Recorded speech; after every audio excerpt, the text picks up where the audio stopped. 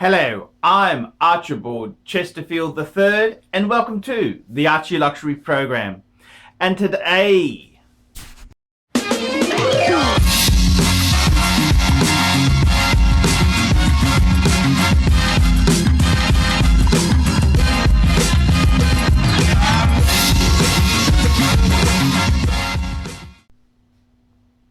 hi guys, Archibald Chesterfield III here, and thank you for watching the ArchieLuxury channel. Today, guys, I want to make a video on a topic that I've been asked time and time again to make a video on, and it's a beginner's guide to buying your first wristwatch. And I want to cover the top 5 things you need to know. So I've been requested to make this video for a long time. So I've finally decided to live in the moment. Today's the day. So I'm very proud to present this video for my audience.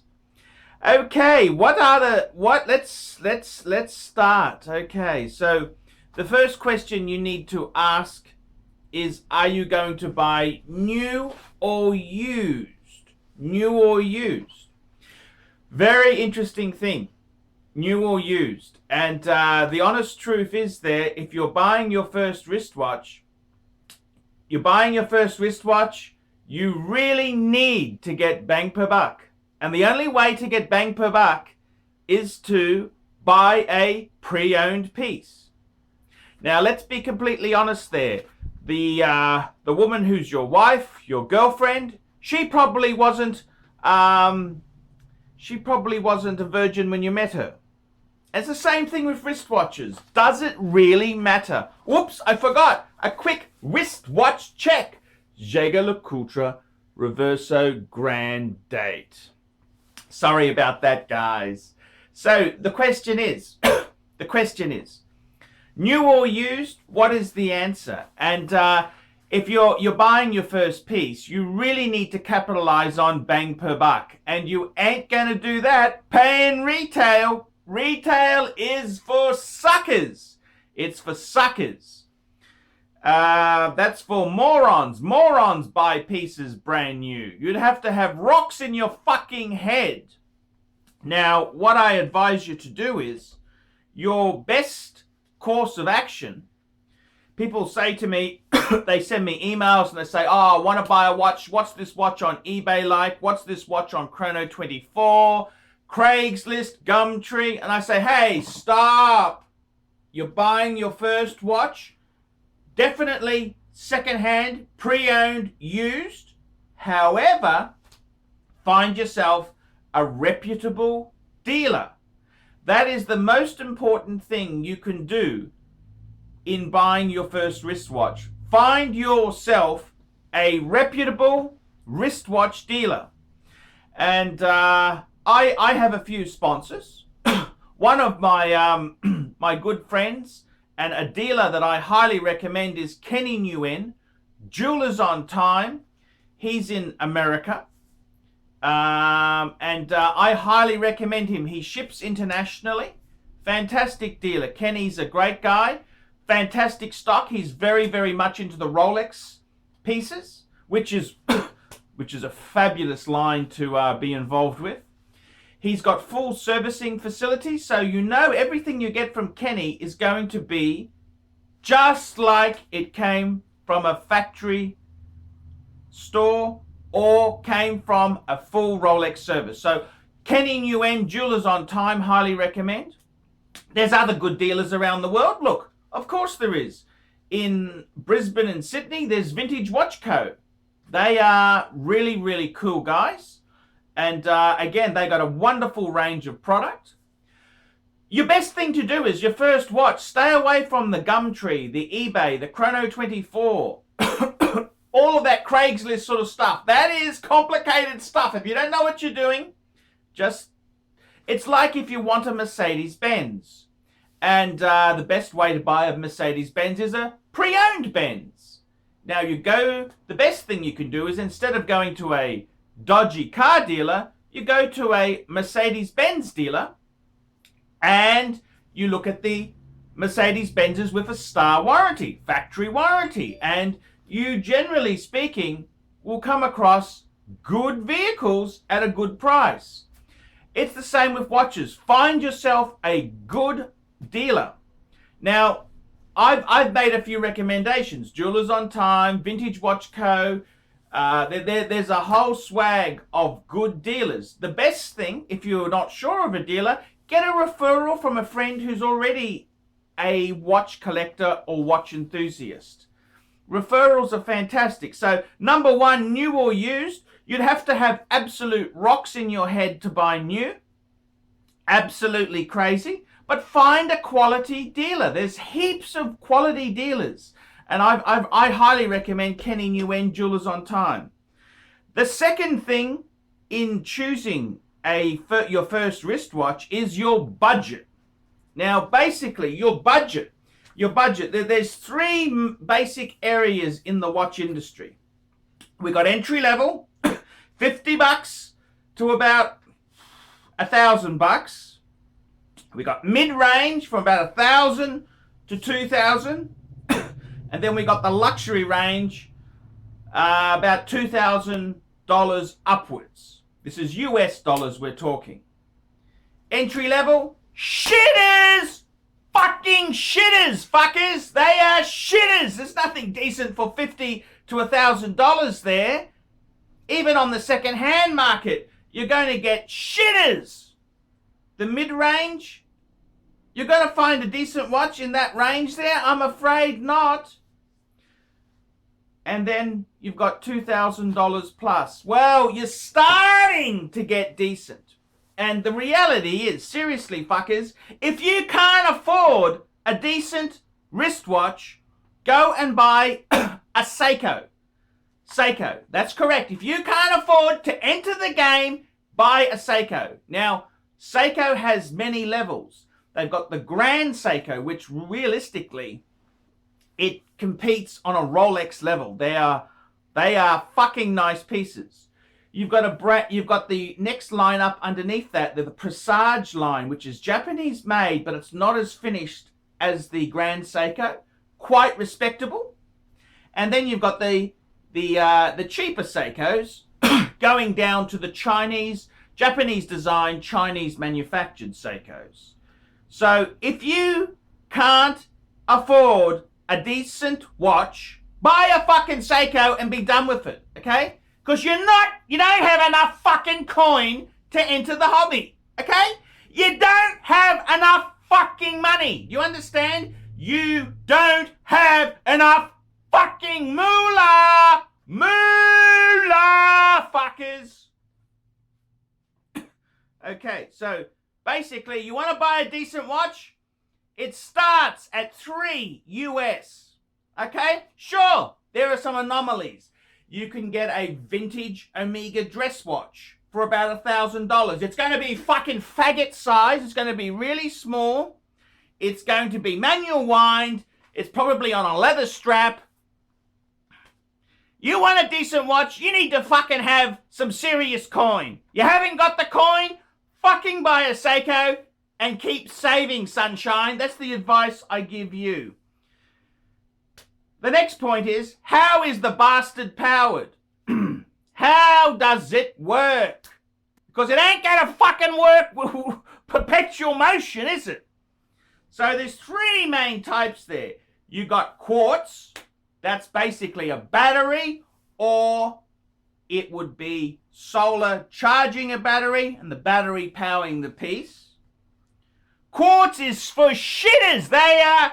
Quartz is crap. If you're going to be a serious enthusiast, stay away from quartz. There are very few quartz watches you really want to own. Yes, there's the obscure Grand Seiko quartz, and yes, Patek Philippe did have quartz.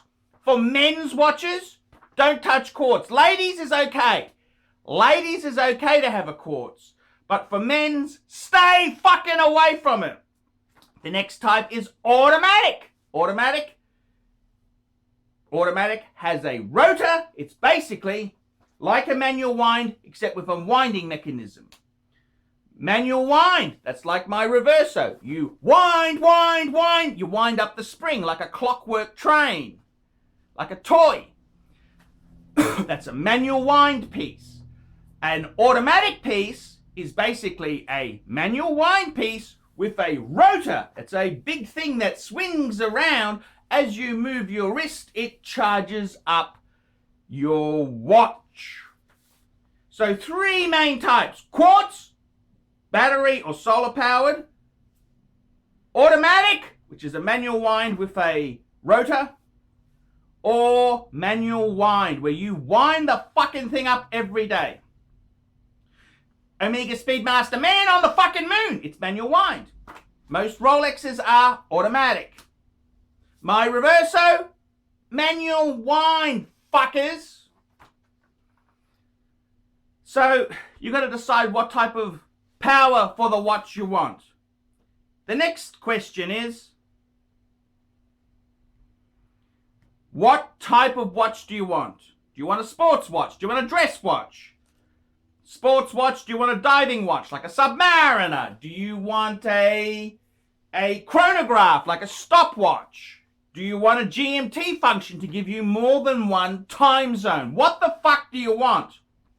A dress watch? A dress watch is something you can wear with a dinner suit and ponce around like you're important. Ponce around like you're an aristocrat. Ponce around like... Ponce around. The Reverso Grand Date is the classic in poncing type dress watches. So, what type of watch do you want? Now, to give you an idea, a diver like a Submariner is very handy because you can use that timing mechanism, the bezel rotates, to time things like when you park your car, when you put a steak on the barbecue, when you put cooking something in the oven, when you're in a brothel, how long did that bitch take? You set it as you walk in the door to make sure you get bang per buck. A chronograph is handy for timing things as well, but the reality is probably the Submariner, the dive watch with the rotating bezel, is more useful than a chronograph type timer. A GMT function, 2 time zones, very handy for the traveler or for the guy with multiple girlfriends in different countries. So that type of watch, sports or dress, also encompasses what they call complications. Anything more than hour or minutes is a complication. So a dive watch itself with the rotating bezel is a complication because it has a special case which is waterproof to a certain depth. It also has the bezel that rotates. A chronograph has that stopwatch function as well as a mechanism for telling the time. A GMT has the second time zone. It ain't fucking rocket science. Fancy pantsy watch collectors use the word complication to refer to any function besides time, hour, minutes, even seconds. You could argue, is that a complication? Power reserve tells you how much wind or charge is in the watch. You have a date or a day. You have all these things. Anything extra than minute and hour is a complication. It's like a woman. Anything more than one woman is a fucking complication. Everything's a complication with a woman. And that leaves us to the final point in your consideration is, what is the watch made of? What is it made of, fuckers? Is it made of steel, gold, plastic? Is it made of precious metal, platinum, gold? What the fuck is this fucker made of? My Reverso Grand Date, even though it's a dress watch, it's actually a steel case. Stainless steel. Because I'm paying homage Well, because I can't really afford the gold version. No, I actually chose it in steel because steel is what the Reverso came out with in its original incarnation. It's tribute to the British polo fucking players, fuckers! The polo players who dedicated themselves to their posh Reversos. It's on a alligator strap. Nasty snapping fuckers! And you have things like two-tone. You know, for uncool people wear two-tones. That's right. Classical musicians, for example, would wear two-tone. Your university or high school science teacher who had the patches like Rockford files where you'd iron those fucking patches on so the corners didn't wear out, he'd probably wear a two-tone watch. Probably gold-plated two-tone at that as well. Then you have solid fucking gold. When you want to make a statement and tell people to fuck right off, that's why I wear the gold Submariner, to tell people to get the fuck out of my way, you fucking piece of shit. Now, buying your first wristwatch, you can go through all these rules. You can go on the YouTube and watch other channels and see what they recommend. But fuckers, the easiest way to solve this, buying your beginner's guide to buying your first wristwatch, ignore all this and buy a fucking Rolex! Buy a fucking Rolex! Buy a fucking Rolex! And most of you cunters, if you're buying your first Rolex, you'd possibly buy a Rolex Submariner in steel because you can't afford any other option. Or you might buy a Rolex GMT. Two good choices, absolutely approved by Archibald himself. Ignore all this and buy a fucking Rolex, fuckers. I'm Archibald Chesterfield III. This has been my beginner's guide to buying your first wristwatch. Top 5 things you need to know. Tell me what you think of this video. See you later, and thank you so much for watching it. And please, if you like this video, please like it, subscribe. I need subscribers, fuckers. I need some subscribers. See you later. Cut.